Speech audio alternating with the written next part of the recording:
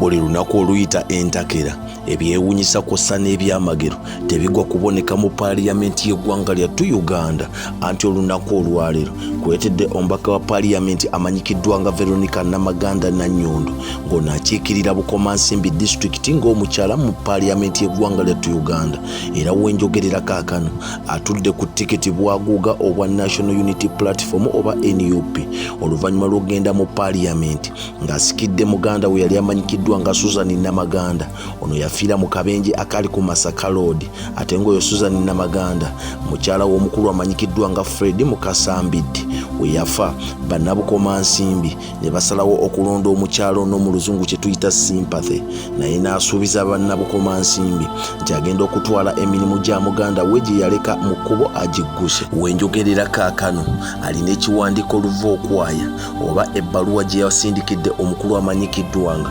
Honorable Anita Amongi Magogo Nalongo ng'amusaba ajje omukono ku kiwandiiko ekibongeeta mu paaliyamenti y'eggwanga lyattu Uganda. Jjukira mu paaliyamenti waliwo ekintu ekigenda mu maaso, waliwo okusika omugwa wakati w'ababaka abagamba nti abakulu okuli omukulu amanyikiddwa nga Mathias Mpuuga Nsamba, omukulu amanyikiddwa nga Solomon Sirwanyi, omukyala amanyikiddwa nga Prose Akumpulira, omukyala amanyikiddwa nga Esther Afoyokyani. Bano abakulu benyigira mu kugabana biliyoni 1.7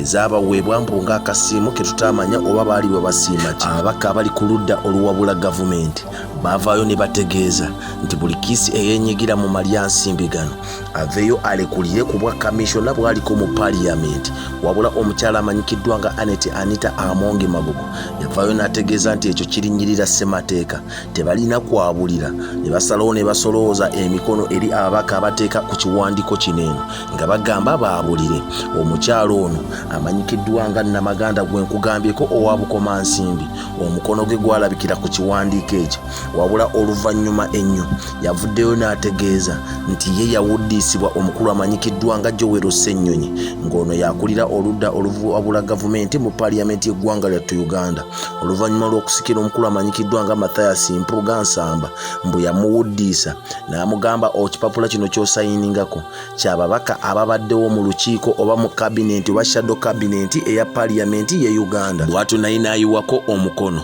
wabula oluvannyuma ennyo okwetegereza obulungi agenda okulaba ng'ekiwandiiko kye yayiwako omukono nga kye kiwandiiko ekigenda okugoba ababaka bano abana ku bwa kamishona bwa paaliyamenti w'eggwanga lyattu Uganda. Bunnambiro yasiseeyo ekkalaamu n'awandika ebbaluwa obwaguuga ng'egenda ow'omukulu amanyikiddwa nga Honorable Anita Amongi Magogo Nalongo ng'amusaba olupapula oba ng'amusaba ku kiwandiiko ekyo erinnya lye liveeko kubayita kiwagira. Yagamba kikolebwa mu mutima ogutali mulungi era ogutali gwa ssimbu, wabula omukulu amanyikiddwa nga Joel Ssennyonyi ng'ono ye leader of opposition mu paaliyamenti y'eggwanga lyattu Uganda oluvannyuma lw'okusikira omukulu amanyikiddwa nga Mathias Mpuuga ali ku mikuwere ennemba ne gino emisango, yavuddeyo n'ategeeza nti n'akakiiko oba shadow cabinet omukyalo ono tagituulako, wabula avaayo atya n'ategeeza eggwanga nti yasayininga nga bamugambye osayininze nga abadde mu lukiiko, n'atutegeeza aveeyo awe ensonga eyesimba lwaki tayagala sayininga ku ekyo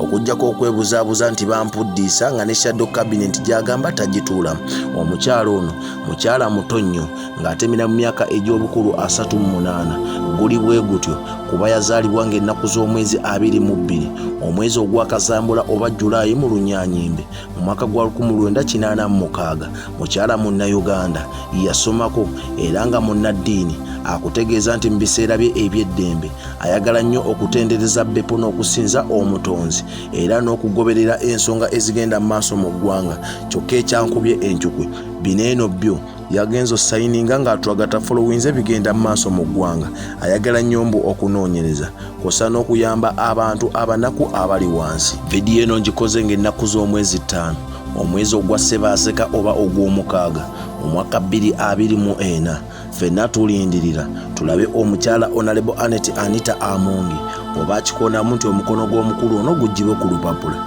Kino kirekawa ebyobufuzi by'omukyalo ono akiikirira bukomansimbi mu paaliyamenti y'eggwanga lyattu Uganda. Nze omwana Soda bwe tovaawo sigalako nkyakuleetera bingi nkuyanja kw'ossa n'eno enteekateeka ey'ababaka abali ku ludda oluwabula gavumenti gye baawomamu omutwe okulaba ng'omukulu Mpuuga ne banne banna NRM abasatu baggyibwa ku bwa kamishona gye naggukkira. Eno ye Facebook page yange following, TikTok omwana Soda following, YouTube Export TV always awo tubangawo. Namukere Kadunda abankuumire